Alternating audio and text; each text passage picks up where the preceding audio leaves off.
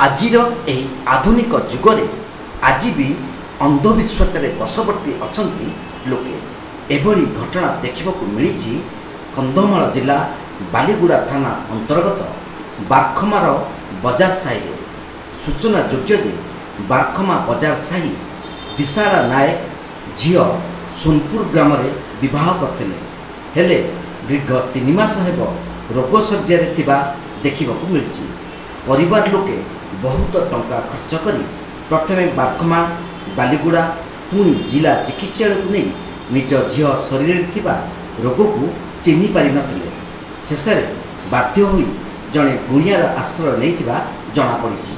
अन्य पक्षरे गुणिया जनक पिरिंगिया थाना अंतर्गत नुआपदर पंचायतर रोबिंगिया अंचलर नारायण कहर जीए निज बुणी काम पाई गोटे दौड़ी खट को व्यवहार करती जहाँकि खट देवता ना रे परिचित।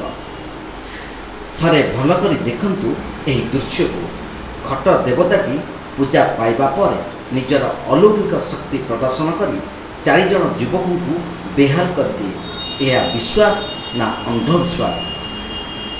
मनीष जेतेबेले निराश हताश होता है सेतेबेले से बाध्य होई एही बड़ी अंधविश्वास आश्रय नहीं था।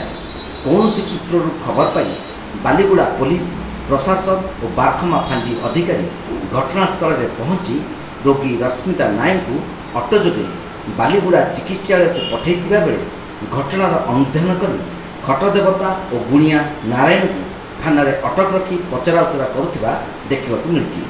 अन्यपक्षे रोगी परिवार पक्षर अभियोग जे आम झीर जदि किछि हुए तेरे पुलिस और स्थानीय प्रशासन दायी रहिबे। बालीगुड़ारू भवानी शंकर जेना रिपोर्ट तीर्थक्षेत्र लाइन।